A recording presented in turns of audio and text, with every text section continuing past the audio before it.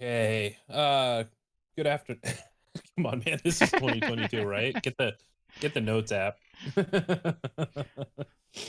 That's funny. It's hard to multitask on a phone if you're laying in bed, and unless you have two phones, and then the Phone's kind of clipboard's just tiny. easier. I can Yeah, just print it probably. out. Analog is the way to go. Yeah. There you go. In more ways than one, right? All right. Yep. I guess good evening, everybody. It's only 6 o'clock here where I'm at, so thanks to that lovely time change. That hopefully soon we won't have anymore. So there's that. Um, so with us tonight, as always, is Dan, Alex, and Dave. I'm Josh. I do have a couple newsworthy articles to kind of push out at you. Again, the news cycle is being dominated by Ukraine and what's going on there, especially on the drone front, which I do have one article to um, push through on that, but I'm going to try and keep it a little light. But um, excuse me.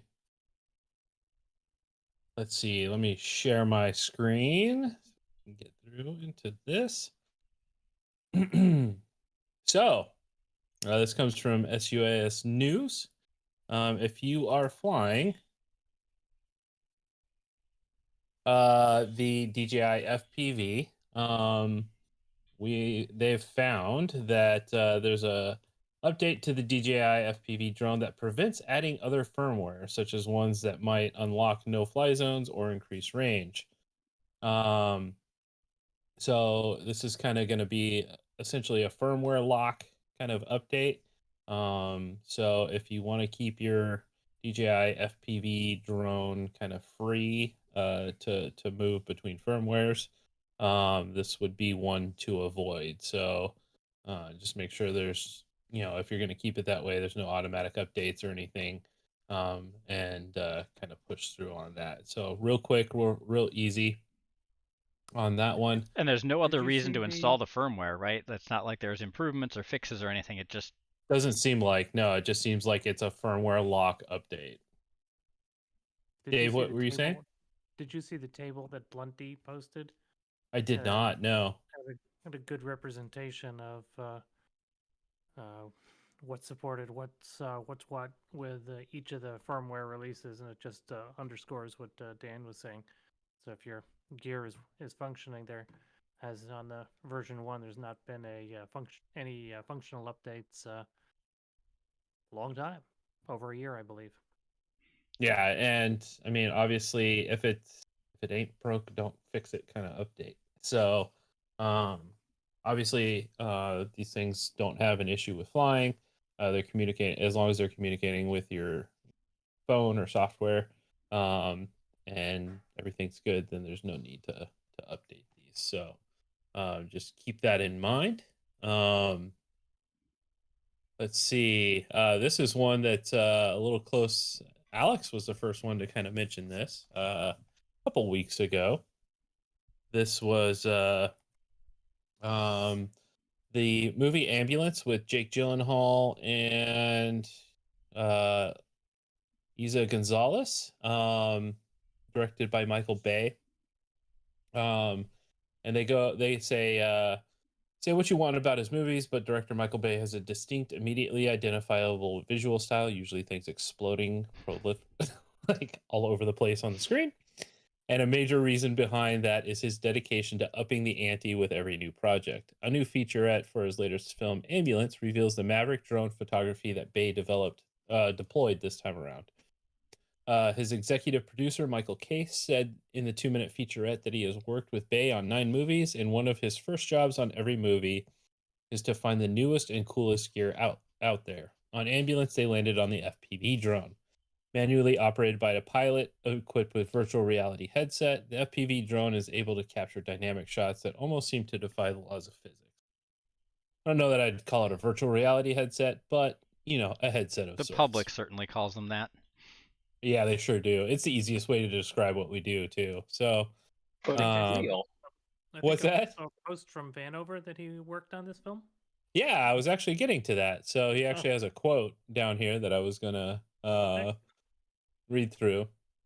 So Alex Vanover, who operated the FPV drone on the movie, spoke about the process as well. In his own words, when I'm flying the drone, I'm acting like Superman in a way. I'm trying to get these really unique angles and shots. I fly what's called an FPV drone, and FPV stands for first person view. We wear a set of goggles on our face, and when I'm flying this drone, I'm actually flying it with a VR headset. I'm able to see exactly what the drone's seeing in real time.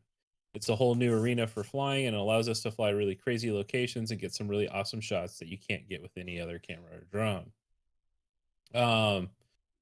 So definitely pretty cool. I will be checking out this movie. They do describe a couple of the shots where it glides up the side of Los Angeles City Hall, performs an impossible pirouette, and then descends down the other side of the building.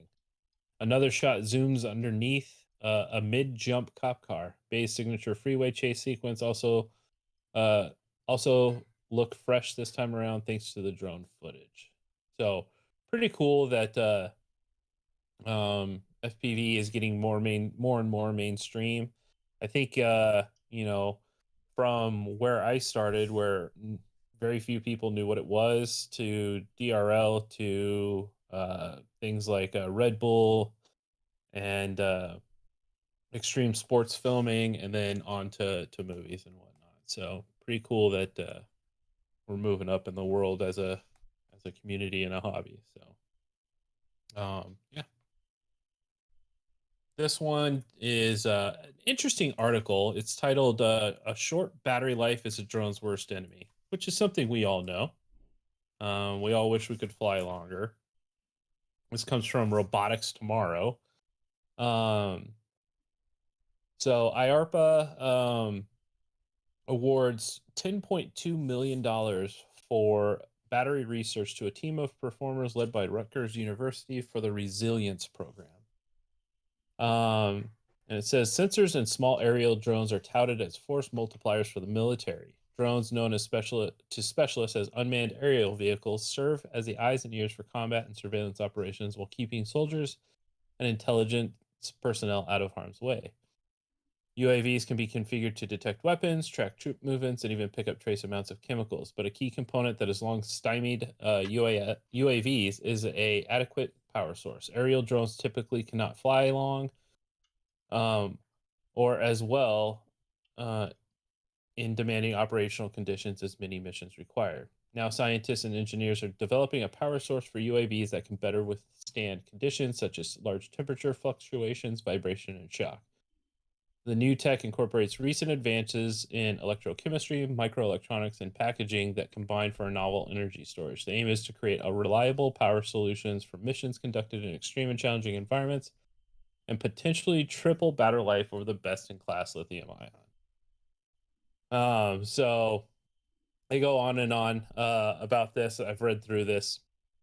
They have a goal of developing a power source for drones, small sensors, and portable devices that exceeds that of rechargeable lithium-ion batteries and single-use legacy lithium batteries. The team is working to create new electrochemical energy storage solutions and lay the foundations for using rechargeable lithium metal in the power source they create. The vision is to extend battery life and design a battery that can be charged and discharged thousands of times. So if we can get more life per charge and more cycles per battery, I think that would be a big boon. Obviously, the stuff is going to start off in a military grade aspect, but as with a lot of things, I think that happen. Yeah, Tesla would like something like that, but a lot of things that start off government or military in design often trickle down eventually into consumer use. So So if especially my things like battery. If my Go ahead. organizational name was Robotics Tomorrow, I don't think I would use the abbreviation RT. Not right now. Timing. Right. Whatever happened to fuel cells? Is it Hyundai? Has a fuel cell car. It's it's in production and for sale. And There are Toyota, drones that do operate on fuel cells as well, hydrogen Yeah. fuel cells. yeah, cars too. I was talking about a car as well as Toyota has a fuel cell or hydrogen cell car as well. Mm-hmm. And I think before it got canceled, I believe what is it? Not Tesla, it's the other one. Nikola was developing a pickup truck that Uh, was hydrogen fuel cell. yeah, the Badger. Yeah. Good looking That pickup. I truck wish they looks didn't cool. get canceled. I know, right? And the Like cool if they thing actually is, made it, I would want it. I would too. Absolutely, I It's would. like And it the looks exhaust so on it, cool. the exhaust on a hydrogen powered vehicle is pure water. So it actually channels its exhaust into a water cell that you can use to like shower, do dishes. I mean, like utilize like when you're out off-roading in this thing. It's insane. And in But deference to TextJet, a good Chevy man, there's a announcement in the news today that General Motors and LG are increasing production of a U.S.-based battery plant in Western Michigan. I just read nice. that actually. It's a lithium plant. They're doing lithium ion and just general lithium cells. So that's Yeah. really important. Here. I'm Hi, loving to hear everybody. that. This kind of triggered me because every time you hear about military tech and hydrogen and magic battery technology with 3 times the Right. capacity, I take it with a serious grain of salt. I've been hearing this kind of stuff for decades, and it's a Absolutely. formula for trollers and fake companies and everything else. Yes, Yeah, no, I yes, mean, it is. I'm with you. You know, people have been trying to develop better batteries for a long time, right? And I mean, Yeah, even in, in the end, there's no magic, right? Like we all know right, how magical lipos are and how much you can abuse them. And yes, right, you package them and do all the fancy things, but that's not going to give you 3 times what. So when you make no, claims like that and you mix in military applications, it's usually like their formula. That's how I got triggered. Sorry. no, you're fine. I mean, I'm with you in terms of when battery tech, when you talk about battery technology, literally, you know, you're gonna take it with a grain of salt. And I mean, even in our space, the newer thing a couple years back was graphene, right? Graphene was going to make all the difference, and it's just a it's just a marketing gimmick. A lot of We it know is. how incremental and difficult progress is, right? We've been doing it and we see like Mhm. how much time it takes and how much effort it takes. And it does move on, right? So that steady pace, I trust. Like Right. someone up and claiming things, ooh, you know. Yeah, I mean, and it's funny too because even in the technology space, what is it, Moore's law? This would probably be more up your alley, Dave and Alex. When we were, I mean, in talking about incremental increases in processing power, right? And double every so often, and nowadays it's Leveling off. yeah, severely leveling off, right? Yeah, we've So hit physical limits pretty hard on silicon. yeah, Yep. yeah. I mean, it's the amount of voltage, that it can take, versus the processing power it can deliver, and you're literally running up against that wall, and they're trying to overcome that by smaller nanometer processes and packing more cores and that kind of thing, and but we've really kind of hit the actual physics wall on Yeah, at this processing, point, right? quantum tunneling is a massive problem within processors where the electrons are just hopping around. They don't care anymore. It's too close. Exactly. Yeah. So Yeah, when you pretty talk about interesting. two and 4 nanometer wires on silicon, it takes you a minute to say, wait a second, 2 nanometers, 1 × 10⁻⁹ meters. Yeah, okay, right. So pretty interesting. I mean, all that kind of stuff. It's like, it almost at this point to advance further beyond that, it's, entire change in processes or materials or things that nobody's thought of yet. Pretty interesting. All right. So I don't know that we've talked about it, but we haven't like talked about it. Just because we haven't been able to. But both Dave and Dan were part of the BVLOS ARC. And this comes from our own website, so shameless plug there. But Dave was kind enough to write up a uh, kind of perspectives from the BVLOS submission to the FAA. And a couple, I just want to kind of hit some of the key points on here. So, one of the big things that is in there is shielded operations, and there's links in the report to get to the PDF and whatnot. But basically, today, SUAS must yield the right of way to crewed aircraft in all situations, and this is something we've all grown accustomed to, right? If your spotter tells you there's an aircraft, or you hear one when you're flying, you yield the right of way to the aircraft. This is a basic safety tenet that's been around since I've been flying, and I'm sure, Dave, for a long time since you've been flying. So this is nothing new, but what is new is that the recommendations put forth by the BVLOS ARC propose that for a crewed aircraft to operate in Class G below 400 feet, which means they would be entering into our airspace, essentially, what we utilize for model aviation and FPV and whatnot. The crewed aircraft must have ADS-B out enabled.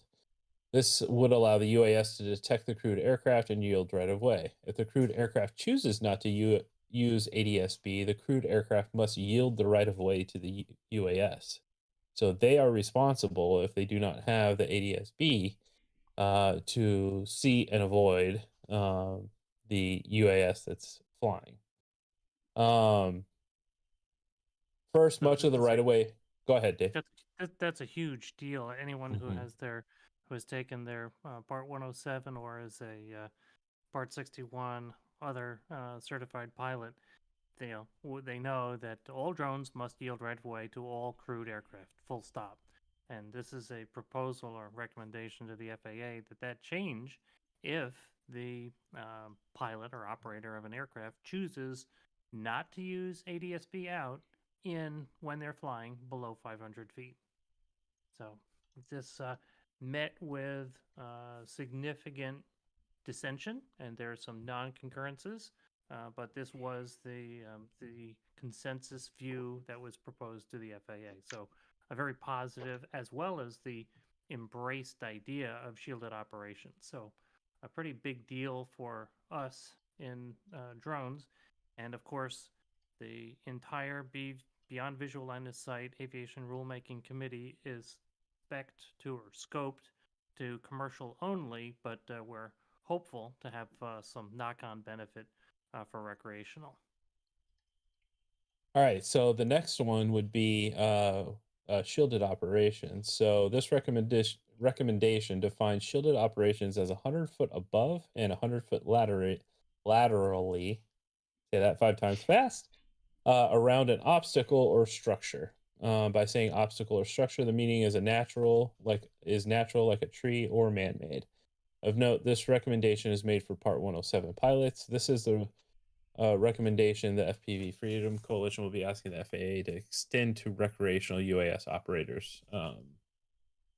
So essentially, this creates a bubble 100 feet above any natural or man-made structure and 100 feet laterally. So as long as you're within that, then you are in shielded operations.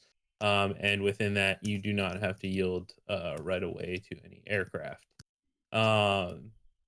So pretty good stuff that we've been pushing shielded operations ever since the day we heard of it from Bruce, and now it's in an official ARC recommendation to the FAA.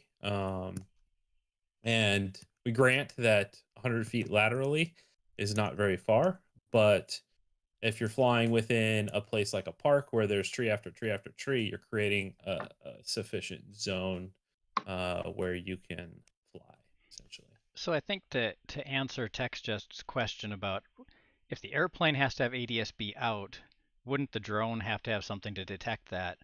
I think the assumption is that either the drone or the drone operator would, in a BVLOS commercial operation, would have some way to detect that ADS-B signal so that you can more easily avoid those aircraft. Sort of like what the DJI FPV drone has today. Also, keep in mind that the BVLOS ARC was focused on commercial generally. I mean, most of the players in that on that team were all commercial, and it's going to focus, extensively on Part 107 and greater kind of requirements. So the key point here is that you get it introduced. For one, it's easier to move it over to the recreational side, right? It's a common sense move to create shielded operations for recreational. Um, it's common sense to create essentially protected zones where we can fly, whether that's through shielded operations or just a height requirement. So it's interesting seeing a recommendation that changes manned aviation for the sake of UAS, as opposed to the other way, changing UAS for the sake of everybody else, right? That's kind of the key points here. So Dave, please you correct got me if something to I'm add? wrong there, Dave. No, you're right on target. And the idea with ADSB is that it was not a requirement. We didn't want to start laying on equipage and weight to drones, but for common sense, it would make sense that you would have ADSB in, just like DJI has added to their FPV drones, and I believe all of their drones manufactured after 2020 has ADSB in. So it's not if you integrate it, it's not heavy, it's not difficult, and it's prudent, particularly if we can get something like this into the regulations. Absolutely. Let's see. The other big part was the target level of safety, kinetic energy. This is kind of, I mean, Dave, you can probably speak better to this, but not exactly what we were looking for. This is a bit of a hot button of ours, and the then DAC, now AAAC, Advanced Aviation Advisory Committee, Tasking Group 11, we were asked by the FAA to review a white paper on safety and what should be the metrics for safety for UAS, and came up with a really sensible target level of safety calculation. And the primary author of that is Tony Nannini from Google Wing, a brilliant young engineer, and he is also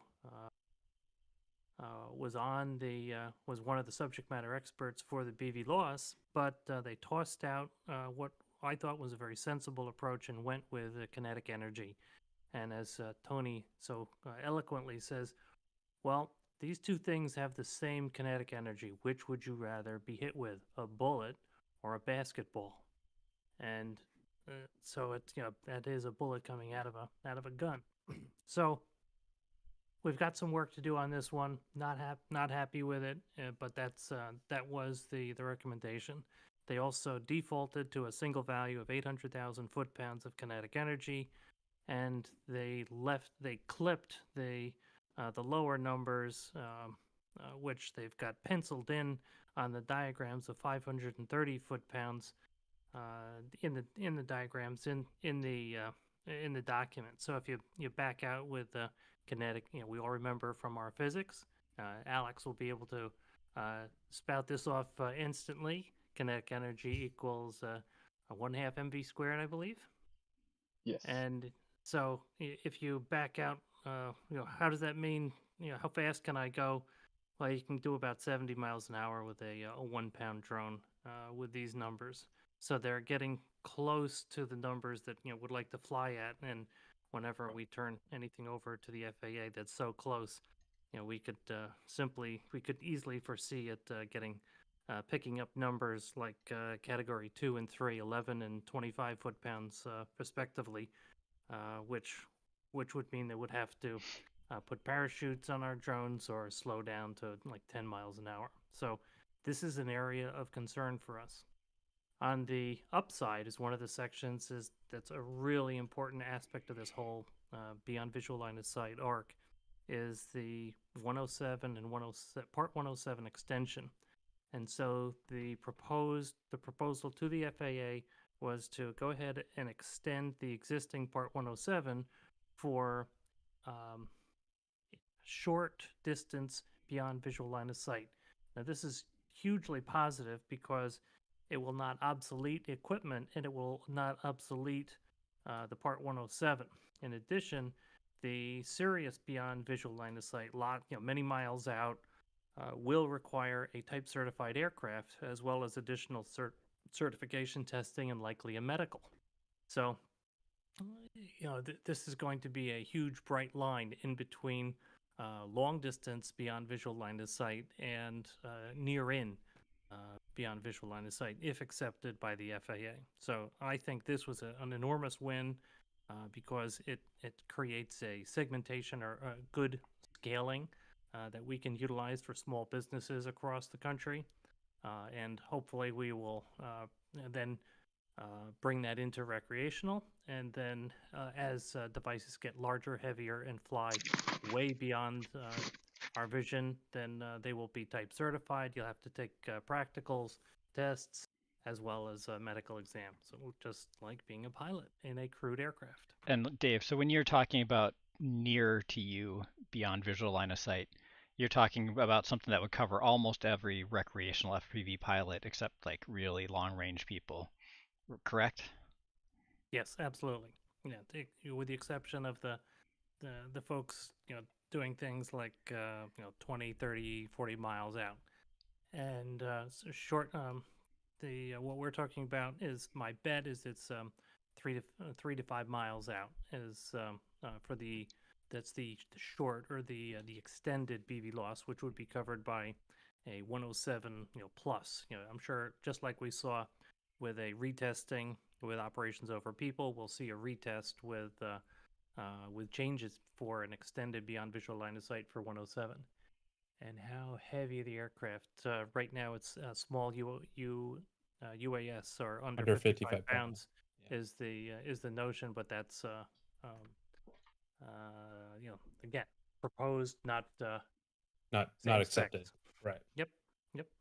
And timeline on this is like our bet 3 years plus. If they did it in a shorter period of time, that'd be great. We really need this from a perspective of the United States is way behind on innovation.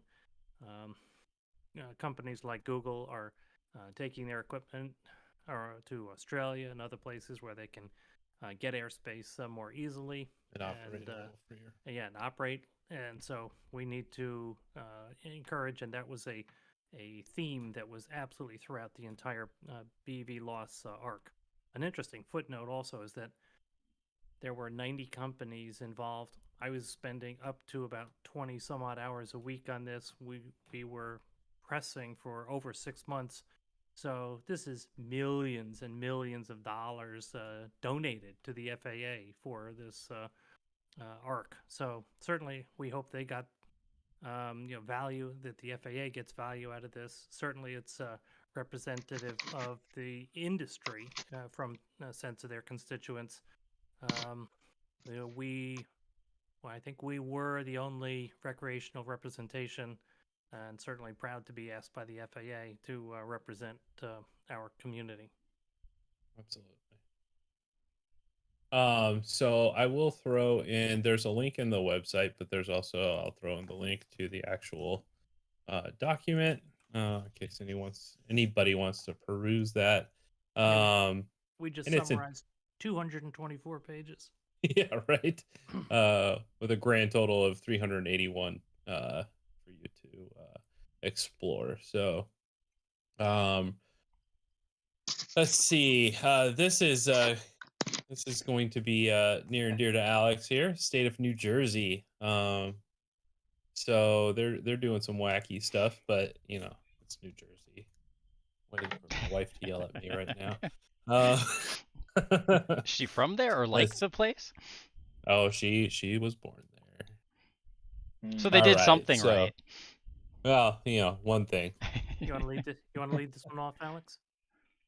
Sure. So, this new bill was introduced to the legislature 2 days ago on the 21st, and basically it bans every aircraft being sold or operated that does not have geofencing that would limit 500 operating from above 500 feet and within 2 miles of an airport or protected airspace, which includes stadiums and different things like that. This would also come with a punishment of up to 18 months imprisonment or $10,000 fine or both. And also is supposed to take effect immediately if it gets passed. Could you say that this again? would- What does this cover? This covers, you said something about 500 feet? Every every unmanned aircraft system sold or operated by an individual or business shall contain geofencing. The geofencing would prevent aircraft from operating above 500 feet and within 200 miles of an airport or 2 protected miles. airspace. 2 miles, not 200. Not 200. Oh, 2 miles. Sorry, I don't know where I got that from. AKA the whole state of New Jersey is. Yes, So there, 2 miles. So 2 miles of a protected space, which includes mostly stadia, or an airport, Yep. and then it is a non-inclusive list. It's a protected space or including, but not a total list. I'm sure if you Absolutely. made 2-mile circles all over New Jersey, there would be a lot of space that that would be covered by those circles. Yeah, Agreed. there- So That and it does, and this also includes, but this doesn't. But this is stating that the geofencing is just has to be on the aircraft, Sure. not. But the aircraft, but you'd have to have an aircraft that can fly in those spaces with geo. So, or the well, here's the thing. Here, there's two things at play here. So, one, they're requiring equipage on manufacturers, right? So, you have to have a geofencing solution, and your geofencing solution must conform to their standards. So it's a twofold process there. And number two is they are indicating it's including but not limited to these spaces. So at any point, the state can declare a location a protected airspace. So this could lock down just about the entire state if they so choose. So the So- geofencing has to get regular updates and be modified, and yeah. There's no weight regulation So- either.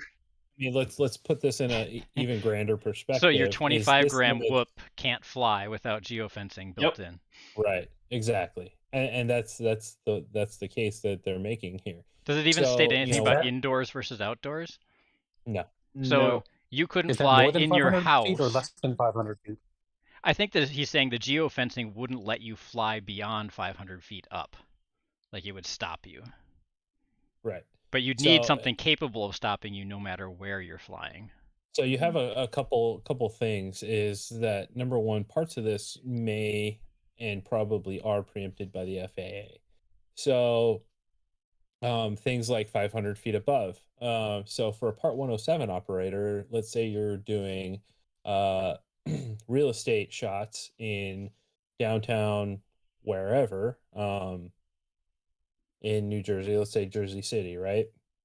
And you're doing a skyscraper, you are allowed to fly up to 100 feet above the 400 object feet that you're above. 400 feet above.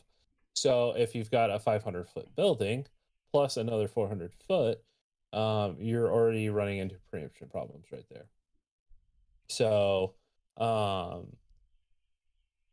well, I mean, to a certain extent, the onus is on the people of New Jersey to kind of shoot this down. And Vic was calling for people to reach out to their local council members. Yeah, this is in the state. I believe this is in the Yeah, state state. assembly, Yes. and so state. there are. It- And let's see, we probably have the bill It's just- number. Yes. 2297. Senate number 2297. Senate or House? The Senate. It's the Senate bill number Yeah. 2297. It was so- just introduced to the Senate. So it's yeah, we still see- early on. So just as Josh was describing, we feel that it has preemption issues in that this is yet another state trying to usurp authority that the FAA has had in regulating the national airspace. I agree with TextJet. No standards. It's also an important one to me is that violations of airspace are civil offenses, and this is bringing criminal this offense. immediately up to criminality. Do they characterize it as a fourth degree crime? Is that They've felony? also excluded. They didn't say felony, but fourth degree crime was the phrase that they used. They've also excluded public safety and government employees. Yeah, so those. There's also the commerce aspect of it, which to me in Jersey is a big deal. It's a populous state, so saying that we're going to crush sales of drones and we're going to disturb STEM in the state, that will not go well. So for the people of New Jersey, plus Jersey, No more. being from about 100 miles away where I am, it's a New York metro area, so this will have impact across millions of people. Absolutely, both in New York, Pennsylvania, as well as Jersey. So if you live in New Jersey, please keep in touch with the DSP Alliance. I'm an advisory board member of that organization. We'll stay close with Vic Moss and Kenji Sukahara on this and see if we've got this right in terms of the significant overreach and overstepping of their authority in the New Jersey legislature. And if you are a citizen of New Jersey, please stay tuned. We will likely be asking you to send an email that is polite, professional, and productive to your state senators. And it should be super easy to come up with an example to show just how ridiculous this is, and show that nobody would want to oppose it or want it to go through, because all you have to do is say, oh, look, in this high school, they have this STEM program, and they're putting together tiny whoops, and they're this amount of money, and they're flying them in the gym, and you don't want them to do that? This makes that illegal, and you're going to fine them all $10,000? Yeah, drone shows in New Jersey too. They do like an indoor drone whoop race every year, multiple times. Well, I mean, I've already reached out to them. I mean, just think. I mean, not only just tiny whoops, right? I mean, think about that's just the most absurd example that makes it easy. Oh, of course it is. Or the tello for education purposes, because tello is also common. Right, but I mean, even think of like the after school programs and STEM and all that kind of stuff. Like, Walmart drones, toys. Those are going to be super important in everywhere, but in places like New Jersey where, I mean, face it, there's crime problems there. So keeping kids, in programs where, they're staying out of trouble is important, and giving people an outlet. And I mean, New Jersey is a beautiful country. So, I mean, what are we going to, I mean, here's the thing is how many companies actually put geofencing into their tech? I mean, DJI. And I don't maybe even know if Skydio does. Maybe. I don't even know if they do. Does it tell? Bebop had geofencing in it. What's that? I think the Bebop had geofencing in it. I forget who makes that. Parrot. So, I mean, let's say 2 or 3 companies, right, install geofencing into their tech. One of which, DJI, I mean, not that I'm saying it's right or wrong, but DJI is on a no-sale list, right? So for all you have to do usage, then is say, hey, New Jersey, you're pushing people to buy new DJI drones from China? Right? Yep. It's like... So, I mean... Well, that's just unmanned aircraft systems, so that would be like helicopters and wings and just everything. Everything, Yes. absolutely. Yep, include all inclusive. Yeah. Yeah. So it's all inclusive. So, I mean, let's be real here is, I mean, one hand, the federal government is putting one company on a blacklist, while the other one, not so far away, is saying, come on in, you're the only one welcome here. It's just, it's ridiculous. So that's my take on it. But I'll give them one thing. At least it's short. This is the shortest bill I've seen in a long time. So at least that means maybe some of the senators will read it before they vote on it. I mean, it's like 23,000 pages or 2,300 pages versus 3. All Yeah, I bills like should be this 3-page short. bills. Yeah, I do too. 3-page bills. Pretty good. Anyway, throwing that out. So, this is the last one I'll cover for this evening. So That name was apparently, so clickbait when I first saw that article. yeah, I know, and I mean, it's coming from Axios, so what do you expect? But at the same time, I wanted to know what a Switchblade drone was. And so this is part of the package that the US is sending to Ukraine, part of the $800 million package. Unlike the large drones in the US military for uses for reconnaissance and deploying weapons against targets, these tiny Switchblades are themselves the weapon. Why are they called kamikaze drones? The Switchblade drones are sometimes called kamikazes because they act as single-use remote-controlled bombs. They're small and easily deployed and are intended to hit targets that are outside the line of sight. They are launched out of a tube, much like a mortar. Once launched, the Switchblade drone can be controlled from the ground before striking its programmed target. Has a feature that allows a service member to call off the strike should the target have moved away or civilians are in the area. So there's two versions. There's a Switchblade 300, which is for personnel strikes, and then there's a Switchblade 600, which is a much larger version. It's a 50-pound for use against armored vehicles and trucks. It must not be very fast, because if you look, it says it can fly for 40 minutes, but only go 25 miles. So it's a cruising speed of 63 miles an hour, top speed of 100 miles an hour. So they are not fast. They're staying within the FAA speed limit. I mean, I have drones that can outpace these things. So, but yeah, it's pretty interesting. I was just curious what these were. I was searching for drones, and there's a lot of drones being used. And I'm going to take this off the screen because I don't care to look at it anymore. But there's a lot of drones being used in Ukraine right now. There's drones that Ukrainians themselves are using to seek out and figure out what the Russians are doing. There's drones being used by Russia to do the same against Ukraine. There's people using them for search and rescue. There's all kinds of stuff going on over there. It's basically a tiny cruise missile, a very slow tiny cruise missile.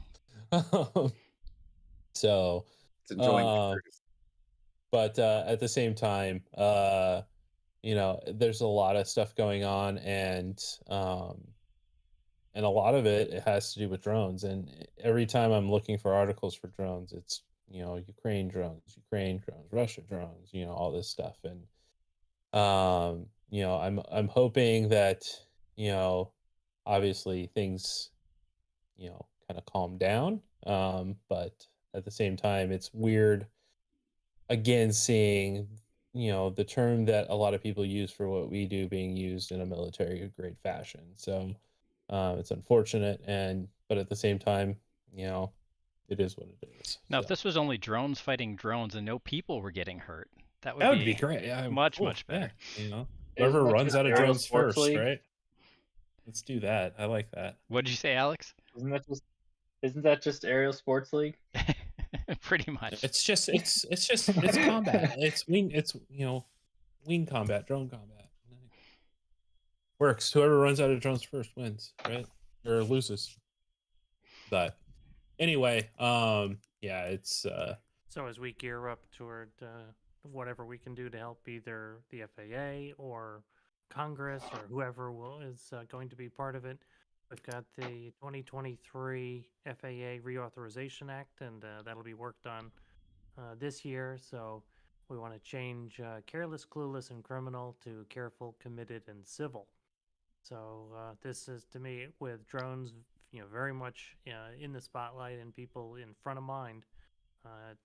Hopefully we can change this to a STEM innovation, a onshoring discussion, and turn it into a positive for our industry. This is not ignoring the invasion of Ukraine at all. Right. But, what we want to try to do to move forward.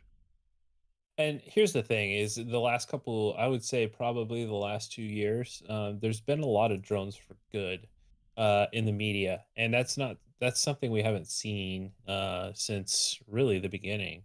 And I mean, we're seeing drones used for agriculture, search and rescue, um, firefighting, um, all these different things, saving dogs from volcanoes. I mean, all these different things that have happened over the past 2 years, delivering vaccines, where uh, our technology is finally being seen in a good light, and we want to carry that momentum forward so that maybe, hopefully with a lot of luck and a lot of work, the next reauthorization doesn't look like, the giant hammer that this last one has felt like. So and we're committed to working towards that. So yeah, there's probably going to be a lot this year in terms of reaching out to your local senators and representatives in regards to that. I'm hoping this one is not done in the dark of the night like the last one was, and that we've actually can see what's coming before we get hit with it. So, Dave, you got anything to kind of wrap us up? Alex? There's a new AC tasking group where we've volunteered. It's a UAM, urban air mobility task, and there's a paper that the FAA has written. This was described in brief detail at the last AC meeting, and that's mostly what's cooking. We also have a significant announcement that hopefully you saw on our website, which is a partnership with Flight Test. We started working with Josh Bixler back when we started the Tasking Group 12, K through 12 integration work.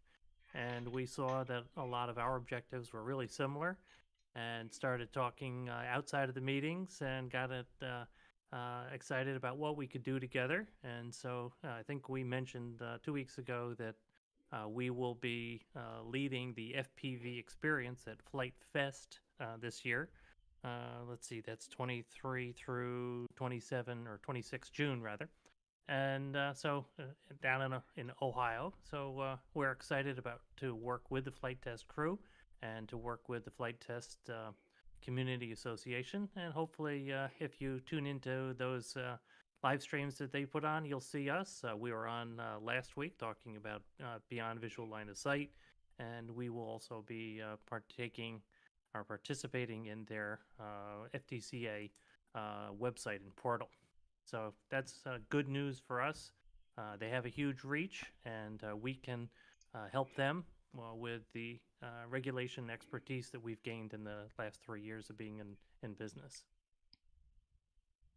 And I think that's all I've got. That was a good update. I don't think I have anything because I think Josh covered it already. Alex, you got anything for us? In the next 2 weeks? Yeah, April starts in the next 2 weeks. April Yeah. starts in the next 2 weeks, which means GQ season and time to get a leaderboard time for multi-GP and qualify for the global championship. Excellent. Nice. So the GQ track dimensions are released and GQs start. Flying AK's track this year.